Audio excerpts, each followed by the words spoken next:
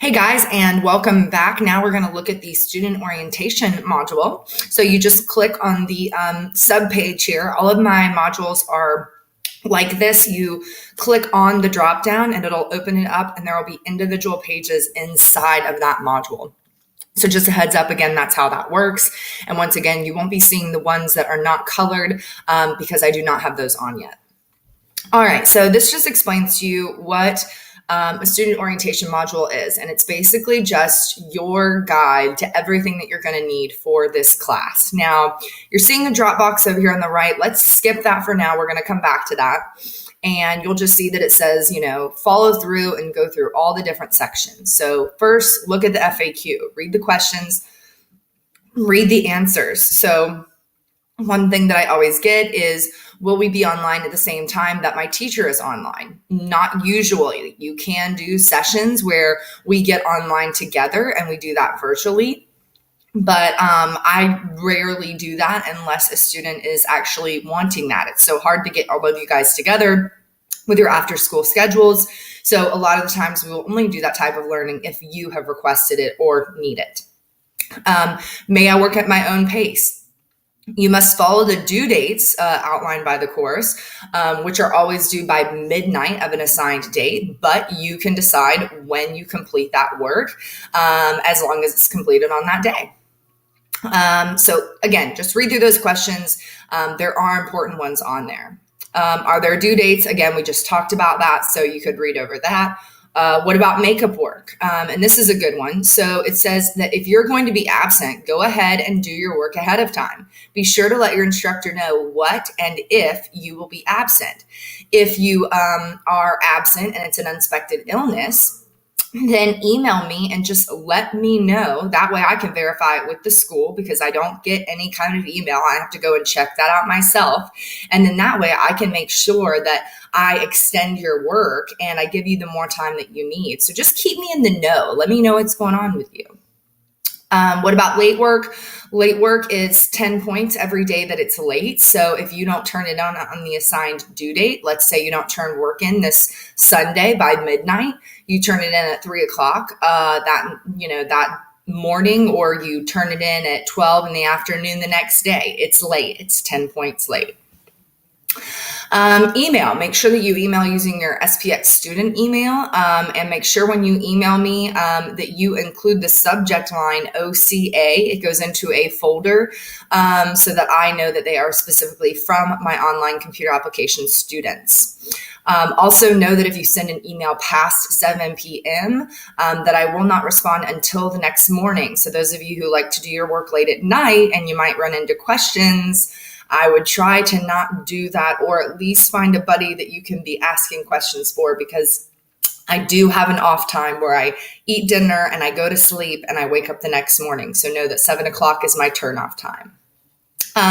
Make sure, that when you're emailing that you're following the good rules of thumb. So make sure that you are, addressing me in your email, Dear Mrs. Wright. Let me know who you are. Let me know, what you're needing in the email, and make sure that you're not, using all capital letters as if you're shouting or angry. Make sure that it's grammar free, that it makes sense. So just make sure that you're typing appropriate emails. Here's a little help session if you need help. GCF Learn is one of the best websites that I have found out there for Microsoft and Google products. You can click here to check that out. You can also use the Class Cafe to ask people in your class, email me, do a virtual session with me, whatever you may need. Steps to success. So how to be successful: communicate with me, ask questions, use communication tools, not only just communicating with me, notify your teacher when you will not be working for a couple of days, keep a copy of all your assignments that you submit, and have a backup computer in mind. So those are good ways to be successful. Watch these two videos on Netiquette on how to properly exist in an online forum. And then come down and look at due dates and submitting work. This section is really important because this goes over how to turn in work, which is through the Dropbox, and how to view graded work. So what I did was I went to Module 1, and I went to the projects page, and over on the right, you'll see all the Dropboxes. That's always on the projects page. So you're going to click on that actual activity, and it's going to open up and it's going to give you an instructional sheet that you can open up and you can look at, and it'll go over things with you for what you need.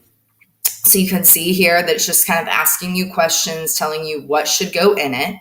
And then if you come back right here, rubric, buying a computer, if you click on that, it's going to bring up this rubric and it's going to show you how you're graded. So exceeded, met, poor, and absent. So if you exceeded, then that means that you gave me a type of computer, uses software devices, and included specific specifications, that you used a color scheme, that it was easy to read and images were included. So I'm just looking to see that you've added all these pieces in. And once I've graded that, I will send that back to you. And you can go get that by going to Grades and Gradebook and following the instructions that I left on this page. I can't go there myself because I'm not a student. So you'll see this little icon, you'll click on it, and it'll show you the graded rubric. All right, so we're going to do a turn in practice so you can kind of see how this works. And so you're going to click on this link here. It's going to take you out to this website, and you're just going to answer the questions. This is just figuring out if you are ready to be an online student, and if you are or are not, what are some good tips? And so you click I am ready when you're done, and it's basically going to give you a little response. So let me go through here. Let's see if it'll let me submit it without answering all the questions.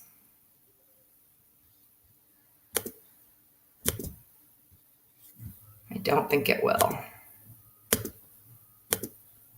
All right, so if we go through here and we answer all these questions, what it's going to do is it's going to give us a little pop-up at the end of suggestions. Now, you should not just be bubbling agree, okay, because I will be able to see what your responses say. Make sure you read the question, because again, this is going to be a good way for you to kind of prep and know what you need to work on.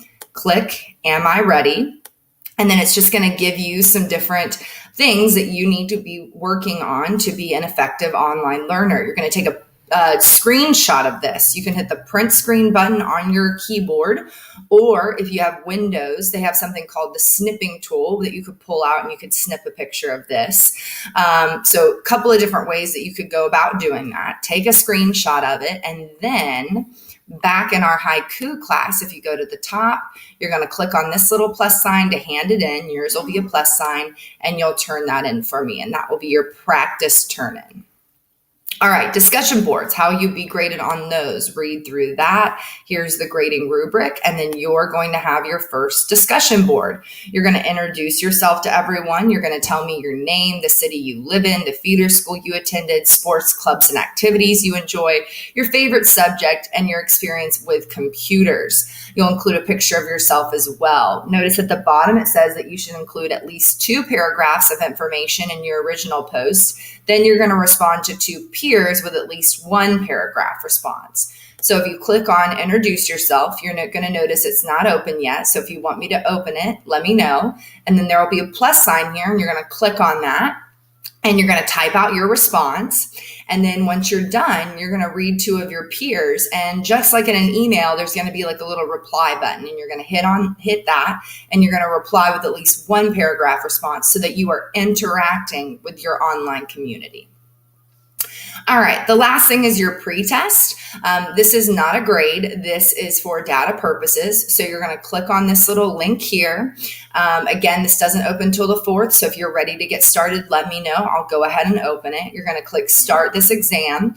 And you want to go ahead and take that, do the best that you can so that I can see what you learned this semester. All right, the last thing that I want to go over, let's go to module 1. When you go into the modules, I've added something about a year ago, I think it was, that students told me would be helpful. So when you go into a module other than this one, you're going to notice that there's going to be a video here on the welcome page. And this video is going to be an explanation of the whole module. This is a video of me going page by page and explaining what you're going to do in that module. Then when you go to the projects page, you're going to see another one of those videos of me explaining the projects So that way you really get that in-person feel of what I need from you.